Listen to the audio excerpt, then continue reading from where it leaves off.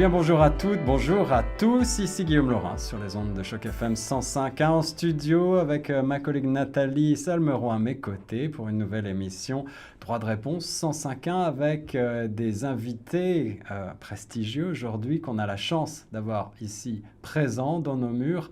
Et ça fait plaisir parce que ça fait quand même longtemps qu'on vous connaît, messieurs.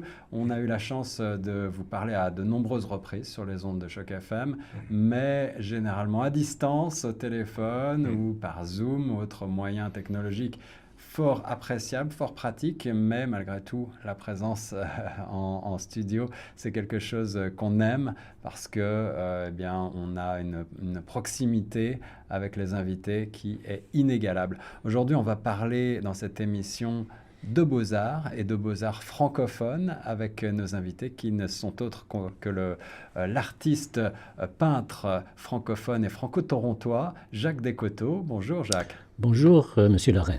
Ravi de vous avoir ici avec nous en présentiel une nouvelle fois. On s'est parlé il y a quelques mois, quelques années.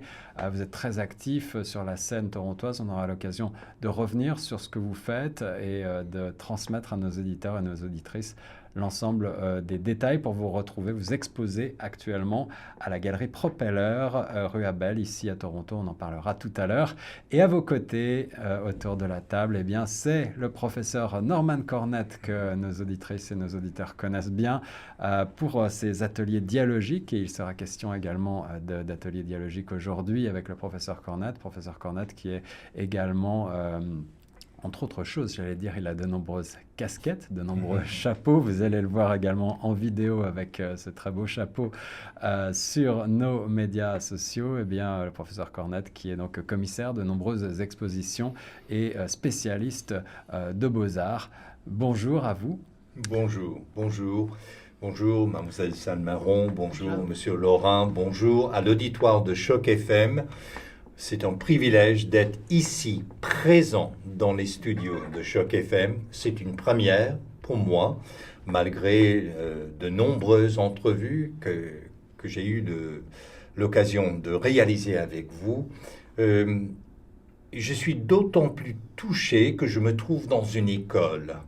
Or, pour moi, communication et enseignement vont de pair. Si on ne peut pas communiquer, on ne peut pas enseigner. Et je crois comprendre que on se trouve dans un centre névralgique des francophones de Toronto. Et j'en suis ravi. Absolument, vous avez raison de le souligner. Ici à Toronto-Ouest, au milieu de deux conseils scolaires, des deux grands conseils scolaires francophones, catholiques et laïques, à savoir Mon Avenir et Viamonde. Choc FM est indépendant, évidemment, mais on a la chance d'avoir ici un bassin de francophones et notamment, vous avez raison, d'étudiants et de professeurs. Et puisqu'on parle de notre émission Droit de réponse 105.1, c'est un des buts de cette émission que d'apporter un petit peu d'éducation, en tout cas des lumières sur les actrices et les acteurs francophones locaux et puis plus généralement au Canada. Il sera l'occasion également de parler, je pense, de beaux-arts au sens large, pas seulement de peinture et de beaux-arts francophones, mais aussi au-delà de nos frontières torontoises. L'idée, c'est de lancer des questions, de poser des débats sur des questions qui vont intéresser nos auditrices et nos auditeurs franco-torontois. Et aujourd'hui, donc, on a choisi de parler avec vous, évidemment, de peinture, mais aussi de sculpture, peut-être d'architecture, de beaux-arts francophones en général, en tout cas, à l'occasion donc, de cette exposition. Peut-être que, Nathalie, tu vas être d'accord avec moi qu'on devrait demander à Jacques Descoteaux de nous en dire davantage, de nous rappeler son parcours un petit peu. Alors, je suis d'abord... ma carrière est une carrière de double. Alors, j'étais comptable CPA depuis plusieurs années. Et j'ai fait toute ma carrière, ou une bonne partie de ma carrière, chez le fabricant de voitures Honda à Toronto, dans la région de Toronto. Mais en parallèle, j'ai fait de l'art, j'ai fait de la peinture. Depuis toujours, c'est une pratique que vous non, avez... c'est depuis environ une trentaine d'années. Quand même. Et c'était intéressant comme de façon que ça s'est produit. Mon patron un jour m'a dit, il était en début de soirée, en comptabilité, évidemment, les journées parfois sont longues, Oui. et il m'a dit, va te promener, arrête de travailler le soir. Alors, je me suis inscrit à un cours d'aquarelle, je me suis inscrit à un cours de théâtre, d'improvisation.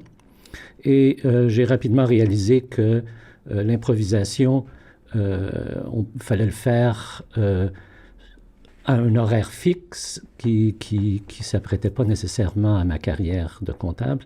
Alors, j'ai décidé de poursuivre l'aquarelle, éventuellement le pastel et la peinture à l'huile maintenant. Un bon patron, ça, dis-moi. Oui. À vos côtés, donc, professeur Normand Cornette. Professeur, vous connaissez Monsieur Descoteaux pour son travail, je crois, depuis Montréal, où vous êtes basé en règle générale. Oui. En fait, pour moi, Jacques Descoteaux soulève beaucoup d'enjeux qui risquent d'intéresser l'auditoire de Choc FM. Il y a d'abord la question des générations. Il y a beaucoup de francophones de Toronto, d'Ontario, d'un certain âge, d'autres générations. Mm-hmm. Et vous savez, moi, je suis né en 1950. Quand j'étais jeune, on m'avait appris qu'à l'âge de 65 ans, on ne peut plus rien apprendre, on ne peut plus rien faire. Il faut se mettre dans la chaise berçante et attendre je ne sais pas quoi, sinon la mort. Eh bien, ce n'est pas la réalité. On sait maintenant par les études démographiques qu'un Nord-Américain, y compris Torontois, Torontoises, vont vivre 2, 3, voire 4 carrières, puisque l'espérance de vie est tellement plus longue maintenant. Il y a cette dimension. L'autre dimension, je crois que la condition humaine est profondément transdisciplinaire. Quand j'ai appris que Jacques Descoteaux était comptable, ça m'avait impressionné. Moi, je suis nul dans les maths, je l'avoue, mais d'avoir quelqu'un qui est concret, qui est pratique, qui est ancré dans les chiffres, dans le vécu, qu'on le veuille ou non, ça fait partie intégrante de la vie quotidienne de tous et chacun, mais il ne s'est pas limité à la comptabilité et je ne crois pas qu'on peut borner la condition humaine à une seule vocation, une seule carrière, une seule discipline. Elle est la condition humaine transdisciplinaire et Jacques Descoteaux, à toute fin pratique, en est la preuve. Et j'aime beaucoup explorer ces interstices entre les disciplines différentes. Quelqu'un qui est très terre-à-terre comme un comptable, mais qui s'exprime jusqu'au nu dans ses toiles. Je trouve ça fascinant. Il y a tellement de contradictions dans la vie humaine. Mais en fait, pour moi, c'est pas une contradiction. C'est que ça se complète. La comptabilité, c'est rempli de règles qu'il faut suivre. Oui. Alors que la peinture, on laisse tomber les règles, on les oublie. Alors, ça complète les deux, nos deux personnalités. Alors, est-ce que c'est un petit peu par opposition, en quelque sorte, que vous avez développé votre pratique artistique, comme pour rechercher une certaine liberté que vous n'aviez peut-être pas dans le travail? Exactement. Professeur Cornette, vous êtes, je le disais, spécialiste de beaux-arts au sens large, de peinture. Vous avez de très nombreuses expositions à votre actif en tant que commissaire d'exposition à Montréal. Vous avez, je crois, eu l'occasion d'exposer Jacques Descoteaux au Québec, là où de très nombreux talents émergent, j'allais dire presque quotidiennement. Qu'est-ce qui fait, d'après vous, la spécificité de Jacques Descoteaux en tant qu'artiste et au-delà de ça, après je vous poserai la question à tous les deux, est-ce qu'il y a un art fondamentalement ontarien, fondamentalement torontois, ou est-ce que au contraire vous avez le sentiment, en tout cas en ce qui vous concerne, que votre pratique est universelle? Mais je rappelle à l'auditoire de Choc FM que je suis de formation spécialiste en sciences des religions. Eh bien, une bonne fois, je suis entré dans une galerie et mon propos en tant que chercheur, c'est de faire connaître les artistes qu'on ne connaît pas, qu'on devrait connaître. Donc, je suis très conscient de groupe des Sept qui a fait date dans l'histoire de l'art canadien. Je suis très conscient de Riopelle, Paul-Émile Bordua, le Refus global. Mais l'art ne s'est pas arrêté dans les années 20 avec le groupe des Sept, ni même à la fin des années 40 avec le Refus global. L'art vit, l'art est organique, l'art évolue. Et l'art est toujours en dialogue avec son contexte, avec son vécu. Et donc, je suis entré et j'ai vu un artiste que je ne connaissais pas. Et j'avais l'impression de m'immerger dans l'art. J'étais dans les couleurs, mais c'est comme ces toiles m'enveloppaient. C'était une expérience immersive. Et c'est d'autant plus intéressant parce qu'il ne s'agissait pas de Photoshop, de trucage, des effets spéciaux. J'avais l'impression d'entrer dans un autre lieu, à toute fin pratique, de passer du monde matériel vers un autre monde.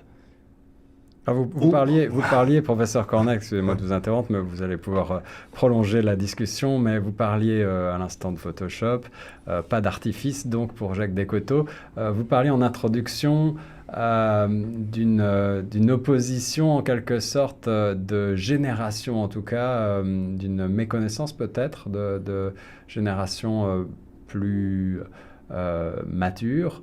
En tout cas une méconnaissance de la part de certains jeunes des générations plus anciennes. Et en ce qui concerne l'art, aujourd'hui, on parle énormément d'art numérique, on parle énormément de NFT, ces jetons non fongibles, cette nouvelle pratique 100% digitalisée. On a l'impression parfois, lorsqu'on s'intéresse de loin au monde de l'art, qu'il s'agit avant tout d'une sorte de bras tentaculaire de la finance et qu'il s'agit plus de spéculation peut-être que de plaisir. Alors comment est-ce que vous situez votre pratique dans tout ça, Jacques Descoteaux? Vous êtes un artiste qui au contraire avait choisi de poursuivre ce médium que tout le monde connaît, la peinture. Vous parliez aussi de l'aquarelle tout à l'heure. Oui. Pourquoi est-ce que vous avez voulu donc vous inscrire dans cette tradition-là? D'abord, je dois préciser que je fais de la peinture, mais je fais aussi de la sculpture, je fais aussi des pièces en technique mixte. Alors, je me déplace d'un médium à l'autre. Okay. Je fais surtout de la peinture, je dois avouer. La peinture, pour moi, c'est une façon de ralentir, de faire ralentir le temps un peu. Et je l'ai réalisé il y a peut-être un mois, vraiment, alors quelqu'un est venu voir, je faisais partie d'une foire artistique. Et une jeune personne est venue voir mes tableaux et est revenue, et elle m'a dit qu'elle avait amené sa mère et sa sœur pour voir mes tableaux. Et elle a décrit mes tableaux comme étant une façon de faire ralentir le temps. Aujourd'hui, on s'attend à ce que 15 secondes, c'est à peu près l'attention qu'on donne, ce qu'en anglais on appelle 15-second soundbite. C'est vrai. Pour elle, de s'arrêter à mes toiles, c'était d'aller s'engloutir dans un paysage. Un paysage imaginé, mais qui rappelle toujours quelque chose qu'on connaît. Et je parlais des générations parce que peut-être que c'est une vue de l'esprit. On a le sentiment que les jeunes, effectivement, consomment davantage peut-être de produits numériques au sens large, et y compris de beaux-arts numériques. Mais ralentir, prendre le temps, je pense que c'est quelque chose qu'on a tous besoin de faire. Oui. Est-ce que vous avez le sentiment, vous, professeur Cornat, qui, encore une fois, avait de nombreuses expositions à votre actif, que les jeunes générations s'intéressent également à la production, à la création artistique contemporaine de leur pays aujourd'hui? Je dirais de plus en plus. De plus en plus? Et d'ailleurs, s'il y a une priorité dans l'éducation de la prématernelle jusqu'au post-doc, c'est de faire place, de créer un espace pour la créativité, la pensée créative, l'expression créative. Les jeunes ont faim et soif de prendre le micro, de parler, d'avoir partie prenante dans leur éducation, dans leurs études, au lieu d'être passifs, au lieu de les aborder comme des vaisseaux vides et on va les remplir, puis là, ils vont déverser ce qu'on... Il faut vraiment que ça devient une participation active de la part des jeunes. Ceci dit, il y a plusieurs points dans le cas de Jacques Descoteaux. D'abord, j'ai mentionné tout à l'heure ce qui m'avait intrigué chez cet artiste peintre, c'est qu'il est de formation comptable. Et moi qui est en sciences des religions, j'ai dit, ça existe des comptables spirituels? Et un comptable rêveur. Oui. Parce que c'est une rêverie.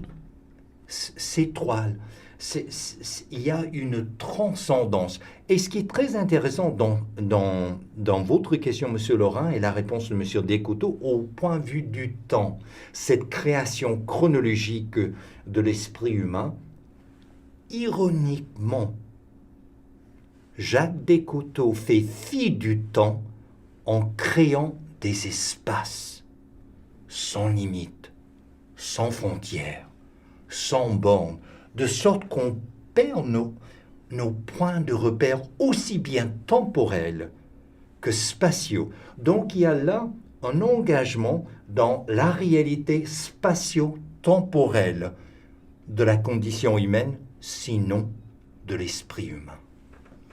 Moi, je voulais rebondir sur quelque chose que vous avez dit au début, Monsieur Descoteaux. Vous disiez que votre patron vous avait demandé de sortir prendre l'air et que vous aviez choisi de prendre un cours d'art d'impro et un cours d'art d'aquarelle. Oui. Ce qui en soi se rejoint un petit peu parce qu'au final, quand vous faites de la peinture, vous partez avec une idée qui est totalement impro, c'est totalement une improvisation que vous faites sur la toile.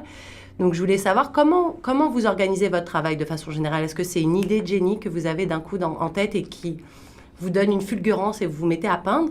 Ou c'est plus un travail que vous avez fait sur vous-même, une idée qui germe dans votre tête depuis quelque temps et puis d'un coup prend forme sur la toile?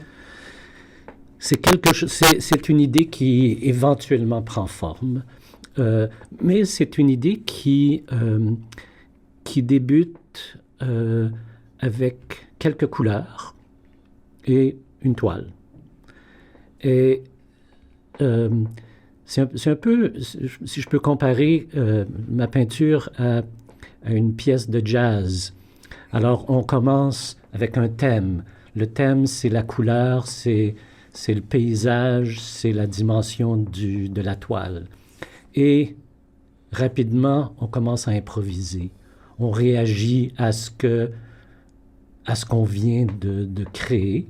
Alors, chaque coup de pinceau ou chaque coup de couteau devient un précurseur, en fait, du suivant. Alors, ça devient une improvisation.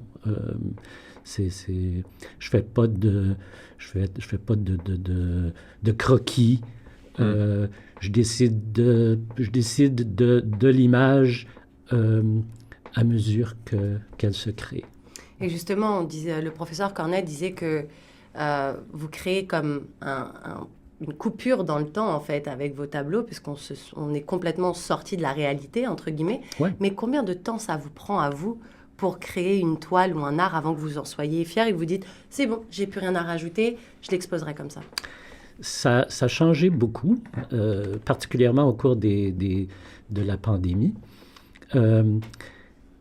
J'ai toujours travaillé assez rapidement avec des pinceaux, des brosses assez larges que les peintres utilisent pour faire peinturer une maison. D'accord.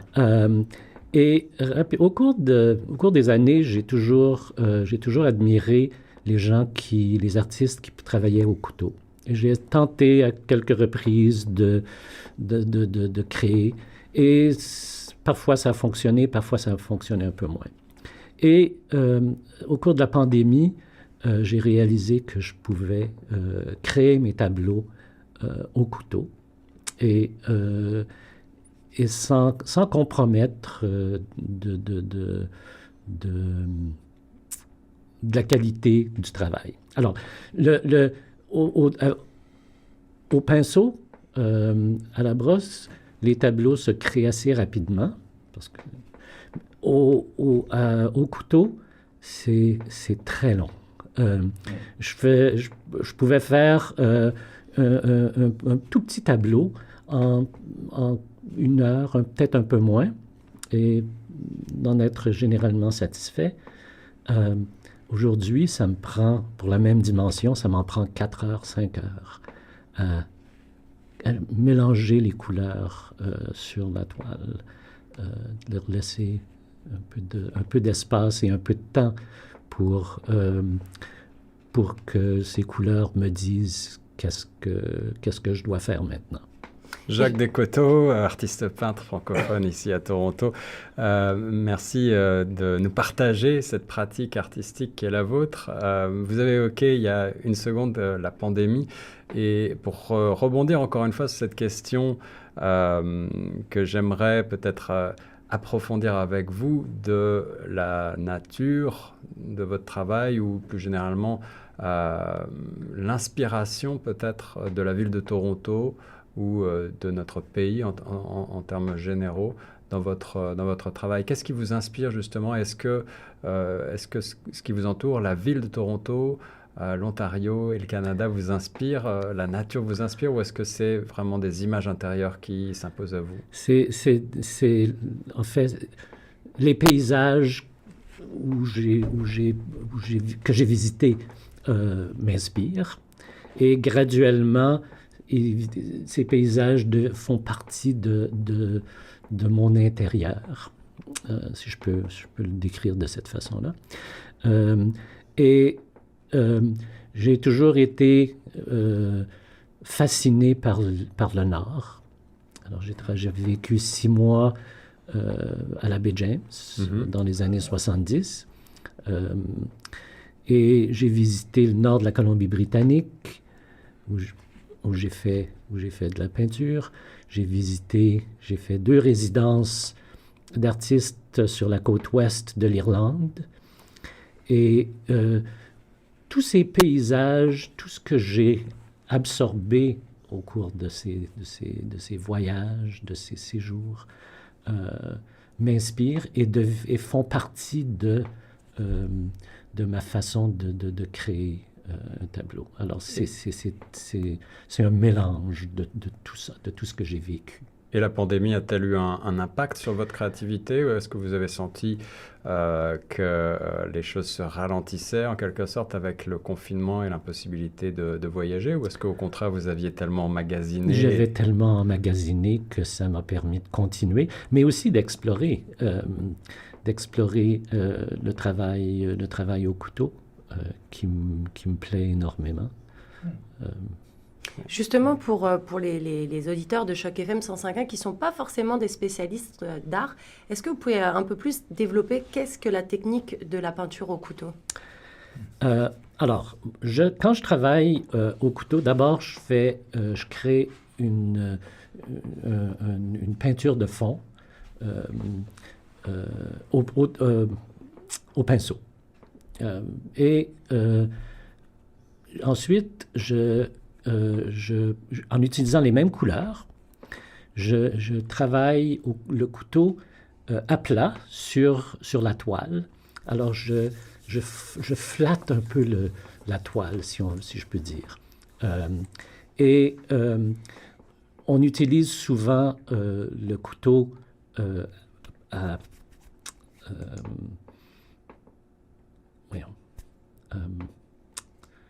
pour l'application du pigment, mais on l'utilise souvent avec le côté du couteau. Alors, si on imagine un couteau pour faire mettre du glaçage sur un gâteau, alors j'utilise la partie plate pour mélanger les couleurs sur la toile et la partie... L'arête du couteau. L'arête du couteau pour créer un mouvement, pour créer un peu de texture sur le tableau aussi. Mais les amateurs d'art comme moi vont penser à des gens comme Nicolas de Staël, par exemple, qui était un grand amateur de cette technique. Est-ce que vous avez des inspirations, des sources d'inspiration comme ça qui vous sont chères? Nicolas de Staël est quelqu'un que j'ai toujours admiré, que j'ai découvert lors d'un voyage en France il y a quelques années. Et j'ai découvre son exposition au Palais Grimaldi. Au Palais Grimaldi, oui. Sur la côte de la Méditerranée. Et quelques années plus tard, j'ai découvert, j'allais à Paris sans trop avoir de plan. Et au Centre Pompidou, il y avait une exposition, une rétrospective de sa carrière. Alors, j'ai toujours été fasciné depuis ce moment-là. Et c'est sûr, il est sûrement un de ceux qui m'inspire à travailler au couteau, parce que c'était vraiment la technique qu'il utilisait aussi. Alors, on parle beaucoup de peinture et de beaux-arts. On va vous enjoindre, chères auditrices et auditeurs, à vous rendre sur le site internet, le très beau site de Jacques Descoteaux, jdcoto.art, sur lequel on retrouve une grande partie de reproduction, de toiles et également de sculptures et d'autres pratiques artistiques, ainsi que tous les détails de l'exposition dont on parlait en préambule, exposition qu'on va aborder, si vous voulez bien, dans quelques instants dans la deuxième partie de l'émission. On va marquer une courte pause. Je rappelle qu'on est en présence de Jacques Descoteaux, artiste peintre ici à Toronto, et du professeur Norman Cornette, spécialiste en beaux-arts et qui animera une rencontre dialogique également au cours de cette exposition. On en parle dans quelques instants sur les ondes de choc. À tout de suite. De retour en studio avec nos invités cet après-midi dans le cadre de Droit de réponse 105.1 sur les ondes de la radio communautaire francophone. Ici Guillaume Laurin avec ma collaboratrice Nathalie Salmeron à mes côtés pour animer cette émission. Ça va toujours, Nathalie? Ça va toujours super bien, merci. On parle de beaux-arts cet après-midi avec nos invités, je le rappelle, professeur Norman Cornette et Jacques Descoteaux, artiste peintre torontois. Et on évoquait dans cette première partie la pratique artistique de M. Descoteaux, également l'ancrage, j'allais dire, ou plutôt l'universalité peut-être de votre pratique artistique, au-delà même des frontières de Toronto et de l'Ontario. J'ai essayé de voir avec vous ce que vous pensiez être un art canadien au sens large, mais je pense que vous m'avez répondu que l'art, j'allais dire, traverse les frontières peut-être. En effet. L'inspiration vient de partout. L'inspiration vient de partout. Malgré tout, je note que vous êtes très inspiré par la nature. Est-ce que c'est peut-être aussi le fait d'être entouré comme ça dans un pays qui est reconnu pour être très naturel, des forêts, des lacs? Je dois avouer que j'ai, au début de ma pratique, au début de ma carrière entre guillemets, je faisais des natures mortes, je faisais des portraits. Mais ça me plaisait jamais particulièrement. Et c'est quand j'ai vraiment commencé à faire des tableaux de paysages abstraits, en fait. Ça m'a plu, puis ça me plaît toujours. Alors, je rappelle à nos auditrices et à nos auditeurs qu'on a la chance de vous avoir en studio et d'avoir le professeur Norman Cornett qui a fait le grand voyage depuis Montréal à l'occasion de l'exposition qui se tient depuis le 1er juin et jusqu'au 19 juin ici à Toronto à la Propeller Art Gallery, la galerie Propeller. C'est sur la rue Abel dans le quartier West Queen West. Et le professeur Cornett sera présent comme invité spécial pour des ateliers dialogiques. Ça sera le 8 et le 9 juin prochain. On le disait tout à l'heure hors antenne, à la fois en français, en anglais, puisque vous êtes tous les deux parfaitement bilingues.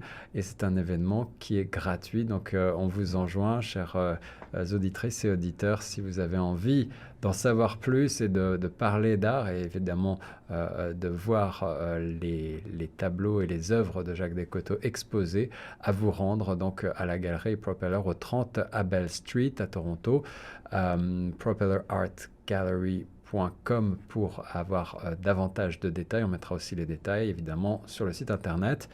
Professeur Cornett, on n'a pas encore véritablement évoqué justement ce à quoi on peut s'attendre lors de cette rencontre dialogique, de ces rencontres dialogiques des 8 et 9 juin. Ma question pour vous, c'est celle de la relation entre les beaux-arts et l'éducation et du rôle que vous donnez aux beaux-arts dans le processus éducatif. Peut-être qu'on peut rappeler en 2 mots votre parcours en tant que professeur et votre méthode pour celles et ceux qui ne la connaîtraient pas encore. Oui, tout à fait. D'abord, les arts constituent l'axe de ma philosophie dialogique de l'éducation et pour cause, puisque ce qui démarque la condition humaine, j'en parlais dans l'avion avec un ingénieur assis à côté de moi. Ingénieur, pourquoi est-ce que je le mentionne? Puisque s'il y a un symbole qui caractérise le Canada, c'est bien les castors. Eh bien, les castors sont de merveilleux ingénieurs. Superbe. Et lui est ingénieur. Mais il s'avère que les castors construisent toujours le barrage de la même façon. Or, les êtres humains peuvent construire de 1001 façons une maison, un bâtiment. On n'a que regarder l'environnement bâti ici à Toronto. Or, ce que je favorise, et là, je reviens à la carrière de Jacques Descoteaux, qui, lui, a travaillé pour Honda, Canada, pour donc les automobiles. Et je dis souvent, lors des conférences dans les facultés de sciences de l'éducation, il existe 2 sortes de pédagogues, comme les voitures. Il y a des freins qui imposent toujours des règles. Et puis, il y a des accélérateurs. Et qui vraiment incite les élèves, les étudiants et les étudiantes à aller de l'avant. Et je crois qu'en fait, la plaque tournante de l'éducation, c'est de trouver un juste milieu, d'être un catalyseur, d'aider l'élève, d'aider l'étudiant et étudiante à se découvrir.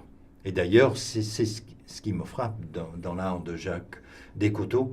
Les toiles de Jacques Descoteaux, à toute fin pratique, ce sont des miroirs de notre état d'âme, de notre condition humaine. On se voit dans ces toiles. Eh bien, quel est le rapport entre les beaux-arts et l'éducation? Et là, c'est en paraphrase que je vais le citer. Picasso disait que chaque enfant est né artiste, mais par la suite, on exorcise l'art de l'enfant, de son âme, de son esprit. Et je crois, ce qui nous incombe en pédagogie maintenant, c'est d'aider l'enfant, d'aider l'élève, et d'aider l'étudiant et l'étudiante à découvrir l'artiste en soi. Or, pour l'artiste, il n'y a pas de limite. Et d'ailleurs, vous allez voir, il y a très peu de limites dans les toiles de Jacques Descoteaux. À peine une ligne d'horizon. Et encore, on peut aller dans plusieurs directions à la fois. Donc, pour moi, la raison d'être de l'éducation, c'est de créer un espace de créativité, de pensée créative, d'expression créative, donc de favoriser, de nourrir, de développer, voire d'inciter l'enfant, l'élève, l'étudiant, étudiante à se découvrir, à s'exprimer et à penser de façon créative. Donc je vois que... Et là, je vais être très pratique. Là, on vient d'avoir des élections ici en Ontario. Vous savez, il faut regarder les budgets. Il faut regarder les cursus. On fait combien de places pour les arts? Alors, vous devancez ma question, justement. J'allais vous demander, il me semble que depuis quelques années au Canada, les beaux-arts sont un tout petit peu plus inclus dans les cursus éducatifs, en particulier secondaires. Mais est-ce que vous avez le sentiment qu'on n'en fait pas assez? Est-ce qu'on devrait davantage ouvrir la jeunesse canadienne aux beaux-arts, aux musées, aux galeries, à la pratique artistique même? Tout à fait. D'ailleurs, ce qui ne cesse de m'étonner, c'est de voir des jeunes. Quand on est à l'aéroport avec des familles, on voit les petits-enfants qui ont leur écran. Puis les parents n'ont pas à s'occuper de ces enfants-là parce que l'enfant explore. Créer des lieux, des espaces d'exploration. Pourquoi les jeux vidéo interpellent tant les enfants, les petits, les petites, et ne parlons même pas des adultes qui sont là en attendant, puisque le vol est en retard, qui vont jouer des jeux sur leurs appareils respectifs. C'est qu'il faut faire de l'éducation un jeu qui nous incite, un jeu qui nous inspire, un jeu qui crée un champ de liberté. Voilà. Est-ce que c'est quelque chose qui existe déjà à votre connaissance de par le monde dans d'autres pays? Est-ce qu'on a davantage tissé des liens comme ça pour essayer de faire en sorte que l'éducation, au-delà de l'aspect un petit peu rébarbatif parfois qu'elle peut avoir, soit aussi, comme vous le dites, un moment de créativité, un jeu et un moment de découverte? Il en existe. Il existe des écoles spécialisées dans les beaux-arts, je les connais personnellement, mais je crois que le défi devant les citoyens de Toronto, ceux et celles de l'Ontario, voire du Canada, c'est de faire face au taux de décrochage. C'est un fléau dans le système d'éducation, de l'éducation publique. Pourquoi est-ce que les enfants, les élèves, les étudiants et étudiantes décrochent? Ce n'est pas parce qu'ils ne sont pas intelligents, c'est qu'on leur donne pas l'occasion de se découvrir dans l'éducation. Et je prends par exemple, il y a Guy Laliberté, celui qui a créé le Cirque du Soleil, qui fait un renom international, qui a décroché, non pas parce qu'il n'est pas intelligent, mais c'est parce qu'on ne prenait pas en considération ses talents, ses désirs, ses souhaits, ses rêves. Combien d'écoles bâtissent un environnement où l'enfant, l'élève, l'étudiant peut réaliser ses rêves, explorer ses rêves, aller jusqu'au bout de ces rêves-là. Je pense encore, coelho non, à Bill Gates de Microsoft qui a décroché. Pourquoi a-t-il décroché? Et j'ai eu l'expérience, Mademoiselle Salmeron, Monsieur Laurent, Monsieur Descoteaux, je vais vous dire, ceux et celles qui souffrent le plus en classe, ce sont les intelligents et les intelligentes, parce qu'ils savent qu'on pourrait enseigner ça à un rongeur. Alors, à quand va-t-on donner carte blanche en enfant dont parlait Picasso? Carte blanche à l'élève, carte blanche à l'étudiant et étudiante. Moi, je rencontre ponctuellement des doctorants et doctorantes qui décrochent du programme du doctorat. Et je leur demande, pourquoi? Parce que c'est un rêve à réaliser dans un certain sens.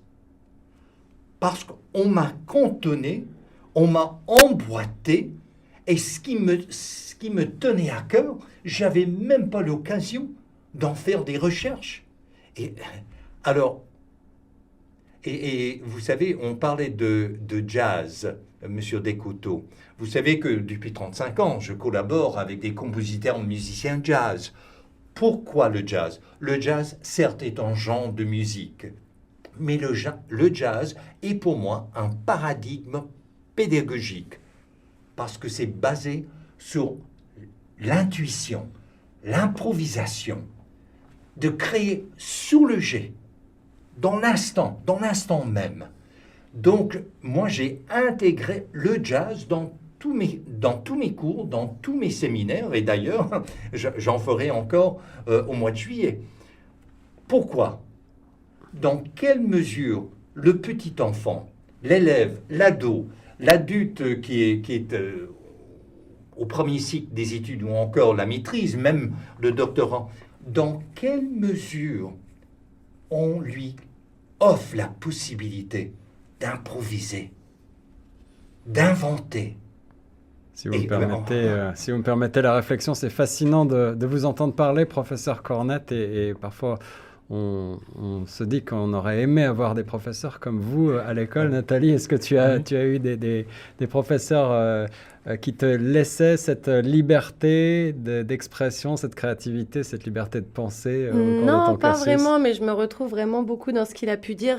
C'est souvent les enfants intelligents qui sont au fond de la classe et qui s'ennuient en fait. Et j'ai toujours eu un peu cette impression de, pas que je sois un prix Nobel de l'intelligence, mais j'ai souvent eu cette impression de me dire que je le savais déjà.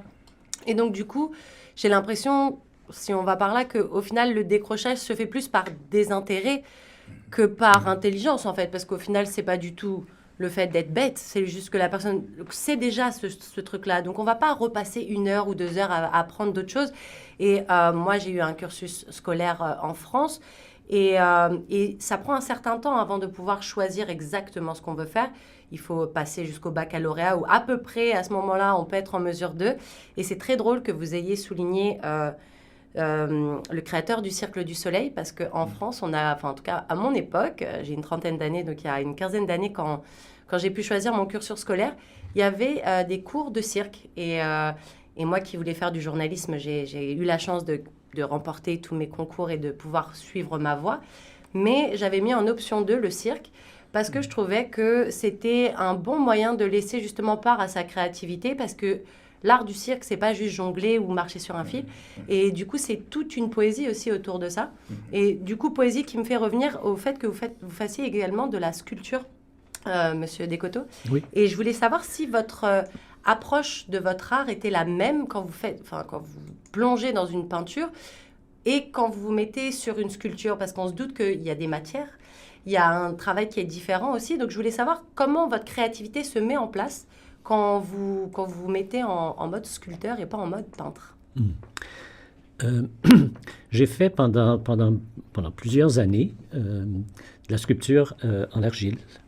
Et le processus était semblable.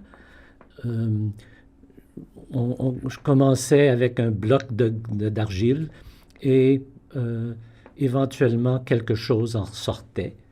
Et c'était toujours une évolution. Et de la même façon que j'ai décrit mon processus de peinture, c'était la même chose. C'était, une fois rendu à un certain point, c'était de redécouvrir quelle est la prochaine étape maintenant.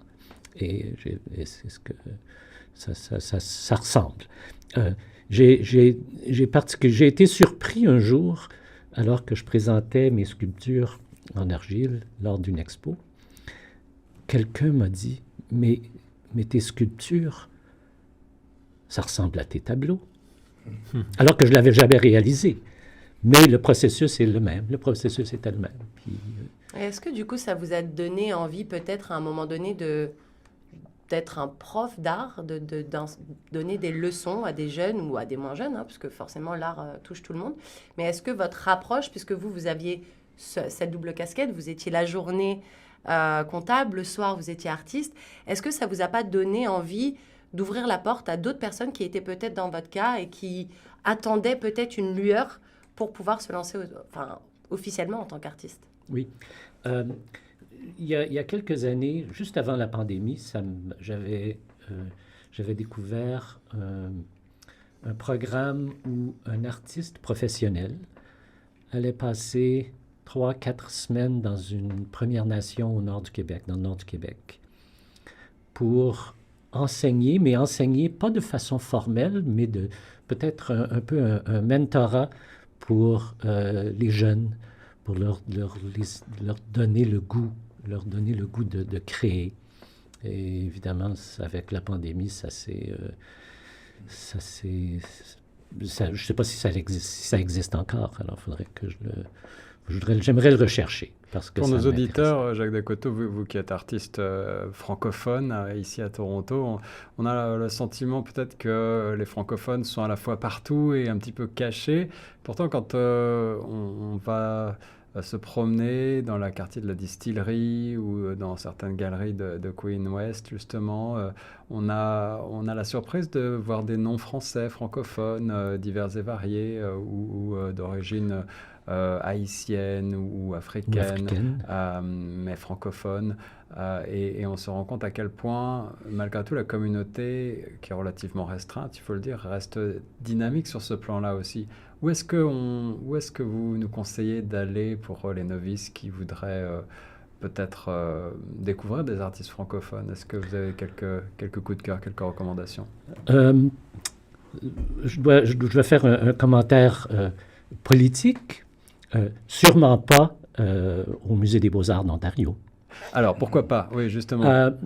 Je fais partie d'un organisme qui s'appelle BRAVO, le Bureau des regroupements des artistes visuels d'Ontario. Oui. Et présentement, on est en conversation, notre directeur général est en conversation avec la direction du Musée des Beaux-Arts d'Ontario pour essayer de les convaincre d'ajouter le Musée des Beaux-Arts, que le Musée des Beaux-Arts ajoute à sa collection des artistes francophones. Oui. Et pourquoi ce n'est pas le cas jusqu'à présent? Ça n'a pas été le cas jusqu'à présent. C'est un manque de volonté de la part des conservateurs? C'était tout simplement peut-être un manque de connaissances. On connaît évidemment les Riopelle et les Bordua et ainsi de suite. Comme artistes francophones canadiens, mais on oublie qu'il y a une réalité qui est très, très, très active dans les arts en Ontario. Et dans le nouveau musée? Au musée au Manitoba, en Alberta. Oui, sans parler évidemment au Québec. Ouais. Mais on parlait du musée de la Galerie des Arts de l'Ontario. Qu'en est-il du nouveau musée d'art contemporain? Est-ce que la place des francophones est un petit peu plus présente? Pas encore? Non, pas encore. Mais le rôle du musée d'art contemporain est un peu différent. C'est des expositions d'une durée limitée. Et une fois que c'est fini, alors que le Musée des Beaux-Arts d'Ontario, le Art Gallery of Ontario, a une collection de milliers et de milliers de pièces. Absolument. Alors le message est lancé. Eh bien, est-ce que, professeur Cornette, vous vouliez rebondir sur ces points, ou est-ce que vous vouliez peut-être... Tout à fait, si vous me permettiez, je pourrais partager un petit peu l'approche dialogique aux arts et le rapport avec l'éducation. Je me suis rendu compte pendant les années d'enseignement universitaire, l'instant que j'avais un étudiant et une étudiante qui n'étaient pas dans les beaux-arts, qui n'étudiaient pas l'histoire de l'art et qui n'avaient encore moins une pratique artistique, mais moi j'y connais rien, je ne suis pas artiste, je sais pas mon cursus, quel est mon rapport avec les beaux-arts? Encore moins l'art contemporain.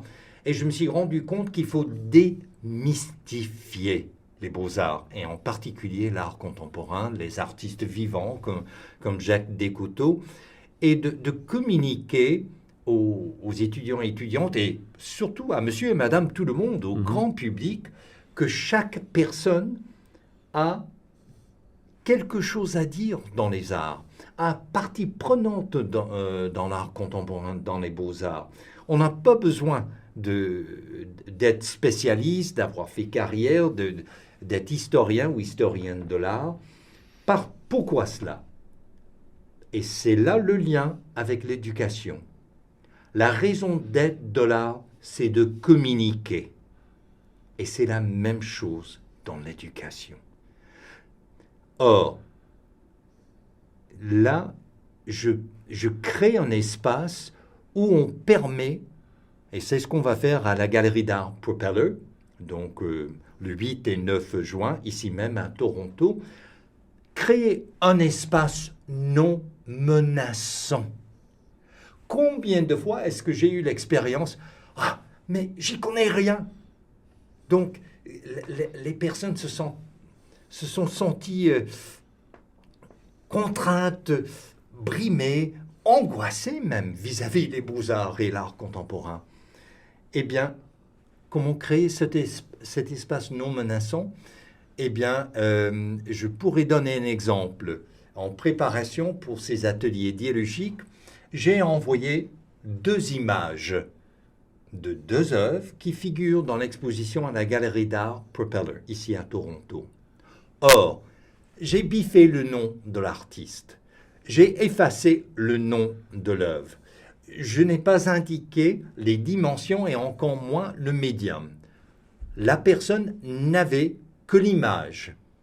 Et je leur ai posé ces questions. Qu'est-ce qui vous frappe? Pourquoi? Donc, pourquoi ce modus operandi, au lieu de partir avec l'histoire de l'art, avec des critiques d'art, avec une pratique comme artiste professionnel, je pars avec le grand public et non pas avec les spécialistes. Et je leur dis, qu'est-ce qui vous frappe? Pourquoi? Et je me permets de donner un exemple, et on le mettra grâce à Choc FM sur le site de... J'ai envoyé, et ça, pour vous situer au point de vue de mes recherches, c'est en sociologie de l'art. Ça m'interpelle beaucoup. Vous savez, quand on fait le doctorat en sciences des religions, surtout au niveau, à la fin des études, on suit des cours d'herméneutique. Herméneutique, c'est un mot d'origine grecque, mais ce qui veut dire la science de l'interprétation. Alors, comment est-ce qu'on interprète le Coran? Comment est-ce qu'on interprète la Torah dans le judaïsme? Comment est-ce qu'on interprète le Nouveau Testament, les écritures chrétiennes, et peu importe la religion? Or, je me suis rendu compte, en tant que spécialiste en sciences des religions, qu'on peut aussi bien méditer l'art contemporain qu'on peut contempler les écritures saintes, qu'elles soient coraniques, qu'elles soient talmudiques, qu'elles soient chrétiennes. Et d'ailleurs, croyez-le ou non, ça je l'ai puisé chez Ignace de Loyola, le fondateur des Jésuites, qui a publié un petit recueil qui s'intitule « Les exercices spirituels lors de la Renaissance ». Et ce recueil fait date. Or, je me suis donné comme défi dans l'éducation qu'on engage dans des exercices spirituels devant les beaux-arts et qu'on démystifie cela au lieu de leur demander l'arrière-plan. Et vous savez, quand on aborde les beaux-arts et l'art contemporain, on y vient avec beaucoup de préjugés et de craintes et d'anxiété, beaucoup de cadres. Est-ce que ça cadre avec ça? Mais si on venait à l'art, comme disait John Locke, le père de l'empiricisme au XVIIe siècle, si on venait tabula rasa, carte blanche, sans préjugés, sans discrimination, sans crainte, sans peur, sans anxiété, et qu'on vous demandait tout bonnement, qu'est-ce qui vous frappe et pourquoi? Eh bien, c'est un changement de paradigme dans les beaux-arts. Or, une œuvre qui sera sur le site de Choc FM, vous allez voir, par la réponse de cette personne et j'ai envoyé cette image à plus de 200 personnes aux 4 coins du monde. Peu importe leur discipline, peu importe leur genre, peu importe leur éducation. Et voici une réponse à la question de cette œuvre. Qu'est-ce qui vous frappe? Pourquoi? Bonjour, professeur. Ce qui me frappe spontanément dans cette image peinte, c'est l'incandescence, la chaleur envahissante. J'éprouve la sensation d'être happé par le soleil, renforcé par le contraste de clair-obscur qui accentue l'effet de profondeur au niveau de l'horizon. Alors voyez-vous, quand vous donnez carte blanche au grand public d'interpréter l'art à leur façon, vous avez de tels résultats. Et que disait Merleau-Ponty, le philosophe français? Chaque perception est une interprétation. Or, je valorise la perception du grand public. Je valorise l'interprétation du grand public, au lieu des spécialistes, des experts, des muséologues, historiens d'art et ainsi de suite. Et je vais boucler la boucle. Une autre image qui va figurer sur le site de Choc FM. Alors, puisqu'ils ont carte blanche, ils peuvent dire n'importe quoi. Alors, la personne a répondu, qu'est-ce qui vous frappe? Pourquoi? Cette fois, il fait froid. 2 masses semblent en contact, comme la mer, et en ciel de brume. Pourquoi? On est sur des couleurs froides, mais la base est plus dense. Allez-vous me révéler les troubles de mon inconscient? Justement, professeur, vous avez énuméré quand même des réponses qui sont assez frappantes au final. Qu'est-ce que ça vous fait, Jacques, d'entendre les réactions de certaines personnes par rapport à vos œuvres? J'adore ça. Est-ce que vous les avez déjà entendues, ces réponses-là? Non, c'est la première fois que je les entends. Et je crois connaître le premier tableau. Le deuxième, pas nécessairement. Et je parlais à quelqu'un au cours de la fin de semaine au sujet du tableau qui, je crois, est le premier, et celui du premier commentaire. Et cette personne fait de la plongée sous-marine. Et lui, ce que ça lui rappelait, c'était d'être à 15 mètres de profondeur et de regarder le ciel et de voir le ciel avec le prisme de 15 mètres d'eau. Et je trouve fascinant les interprétations qu'on en fait. Voilà, on est aux confins entre les beaux-arts, la peinture, la poésie presque, la spiritualité qui a été évoquée par le professeur Cornette. Pour voir les tableaux qui ont été évoqués et bien d'autres encore, on vous recommande évidemment de retourner sur le site jdcoto.art.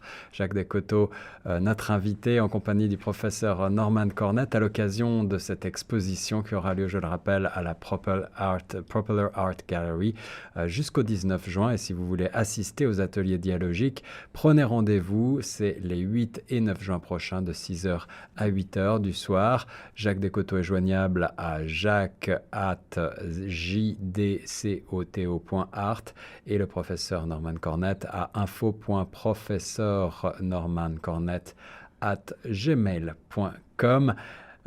Messieurs et Nathalie, un mot de la fin peut-être. Juste clarifier, il n'est pas nécessaire de réserver. Présentez-vous. Présentez-vous, c'est ouvert à tous. Venez vous laisser séduire, comme on l'a dit, sans a priori, par l'art, par la peinture et par la pratique de Jacques Descoteaux. Professeur Cornette? Oui, un dernier mot. Je dis toujours à mes étudiants et étudiantes, la meilleure éducation, c'est de voyager. Et j'emprunte un mot cher à Blaise Cendrars, bourlinguer. C'est vraiment une éducation parce que ça nous pousse à penser et à voir autrement. Eh bien, pourquoi les beaux-arts sont la plaque tournante de ma philosophie dialogique de l'éducation? Parce que ça nous permet de bourlinguer dans l'imaginaire. On va se laisser là-dessus. Merci beaucoup d'avoir été nos invités, messieurs Jacques Descoteaux et professeur Norman Cornette. Merci Nathalie d'avoir co-animé en ma compagnie. C'était Guillaume Laurin sur Choc FM pour l'émission Droit de réponse 105.1. À très bientôt, messieurs. Merci beaucoup.